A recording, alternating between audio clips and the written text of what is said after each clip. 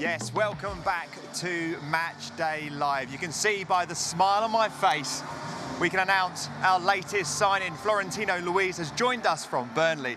Florentino, welcome to Portman Road. How excited is it to be here this evening? Thank you very much. It's very good for me to see the stadium, to see the supporters, and I can feel that here is a family where everybody is going to the same goal.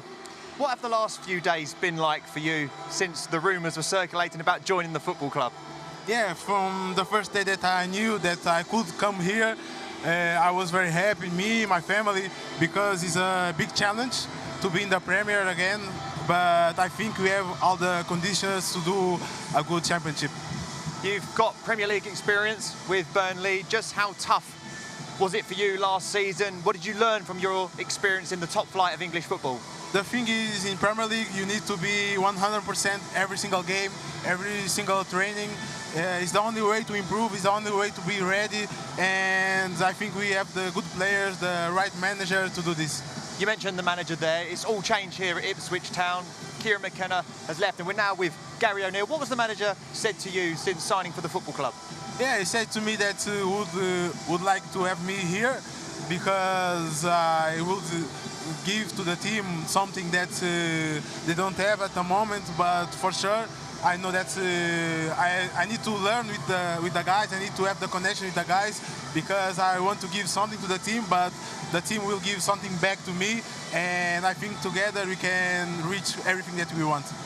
When you come and join a new club, sometimes there's normally initiation. You have to do some singing. Has that been mentioned at all? Have you got to do a little initiation on the next away day? Yes. It's not easy at all, but you know, you have to do this, and so it's things that we have to do. The Premier League is back with Ipswich Town. We're all very excited here on Saturday, 22nd of August, when we take on Sunderland. Are there any games and fixtures that you look forward to as a player in the Premier League?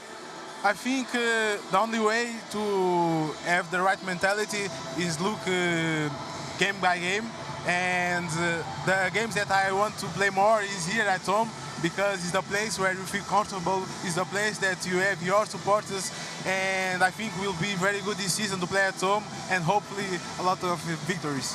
There will be lots of Ipswich Town fans supporting you in Portman Road here. The atmosphere is always crazy. What can they expect from yourself on the pitch? Yeah, a player that gives everything every single time, and the players that will give to the team what they need, the balance, will give the pace that the team needs, and for sure what is more important is to give the collective that we play all together. Have you had a chance to have a look at the new training ground? Have you had a little walking tour yet? Not yet. Maybe tomorrow. Have you had a chance to even meet your new teammates? After the game, I will meet them, and I'm excited to meet them. And how excited are you to begin your pre-season now with Ipswich Town, and like you say, meeting some new faces? Have you got any friends in the changing room? Do you know anyone that's at the football club at the minute? At the minute, no, but I know that Emerson is here, and he's a guy that speaks Portuguese, and for me it will be a bit easier because I have one guy to speak, but I'm used to this, to go to a new club and have to speak to new guys, and with the time, step by step, we'll have the right connection. And the challenge of the Premier League in just a few weeks' time, how set and ready are you for that challenge? Yeah, I'm ready at all.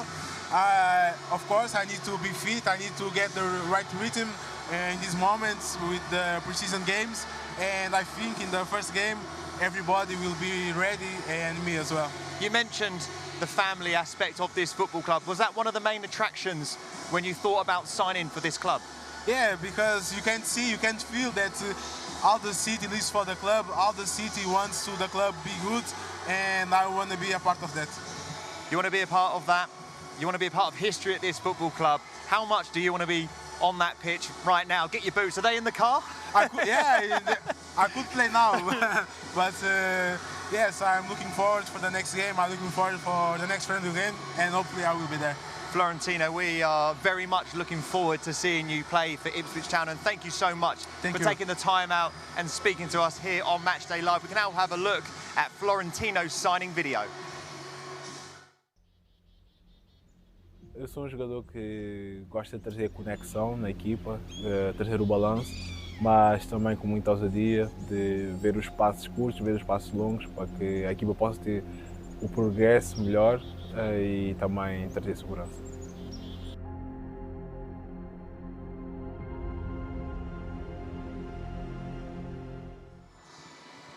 Florentino Luis, who has signed from Burnley to Ipswich Town. We are now rejoined by our guests, Tommy Smith and Alan Lee. Just how cool is that to have a new signing come and join us live on Matchday Live? Yeah, before he's even met his teammates as well, so it's a bit of an exclusive. The first person he met. Yeah. No, it's great to see him through the door, and he obviously adds some serious competition to that midfield now, and some Premier League experience, as we had alluded to previously, that's vitally important. And for someone who's come from Burnley with the Premier League experience, he mentioned it there, he's going to bring some of that stuff that we haven't got at the minute. Just exciting for fans to see players like that come and speak to us on Matchday Live. They get a sense of what it's about, and you can see the way he articulated himself was excellent. Absolutely, I was so impressed with how he spoke there. I really enjoyed listening to him. He was happy, smiley, approachable, and yeah, we wish him all the best. And it was special that he mentioned sort of the family connection as well, the ethos of this football club. He said he could sort of feel it in the stadium. Although it's obviously not full tonight, imagine what it's going to be like come the first game of the Premier League season. He'll certainly feel it there. Yeah, and it's great that players can already see and feel that the minute they walk through the door. You know, it's really important to have that feeling, especially Ipswich Town. You know, it's built in the fabric of the club to have that family-orientated feeling about it. So hopefully the boys will make him feel welcome as soon as possible, and I'm sure he's eager to meet them all after the game. And when he does go into the changing room after the game, you expect the players like Dara O'Shea to go and be the skipper and welcome him into the group. Yeah, it's an important point, and you've hit the nail on the head there. That's one of the really important roles the skipper plays. But you usually find that, listen, these boys will be working hard. They'll probably all be in tomorrow. Well, they will be all in tomorrow, and probably nearly every day between now and the start of the season, you soon get to know each other. Through all that excitement, you forget that there was a game of football taking place here at Portman Road. A lot of changes we expect at half-time, but what are your first thoughts on Gary O'Neill's first half here at Portman Road? Yeah, you can see that he wants to play quite a high-pressing game, and I thought that the front three actually pressed quite well. You know, we forced them into a couple of errors high up the pitch, which we perhaps could have done a little bit better with, but that's the fine-tuning that will come with playing more games. I was impressed with Tudor Mendel and Maeda. I think Maeda was really good in the first part of that first half, maybe faded a little bit, but Tudor looks really exciting, eager to get at his fullback and make things happen. Yes, it didn't quite have the final product there in the first half, but really excited to see him progress. Alan, what about you? Is there any players that sort of stuck out in that first half? I like looking at the centre forward. Emerson won his first header, a brave challenge to the centre half, so that'll do for me. I was kind of looking at things like I felt we tried to play forward, look forward, particularly first 20 minutes. But Le Havre aren't exactly expansive, are they? So it's quite hard to break that down.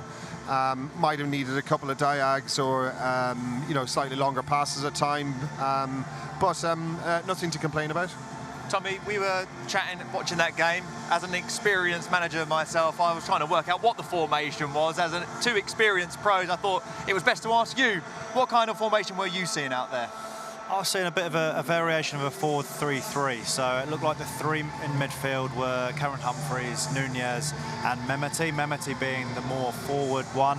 And then Nunez was sort of going between out of possession, a high press, and in possession, dropping deep alongside Cameron Humphreys.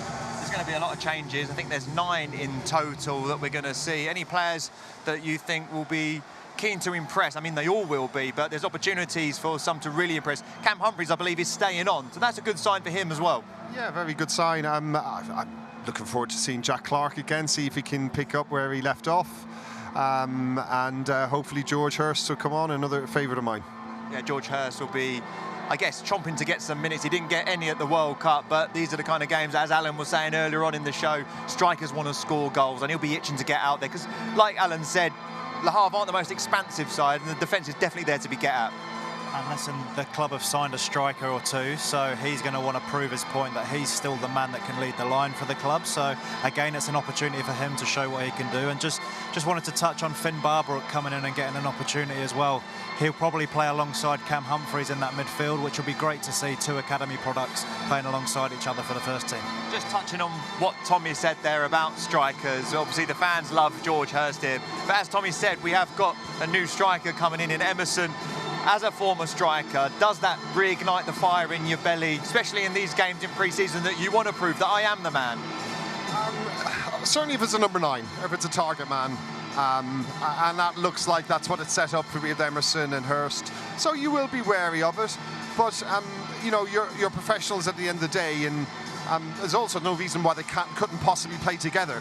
I know it's very rare we see two up front now, but I think they could be a handful.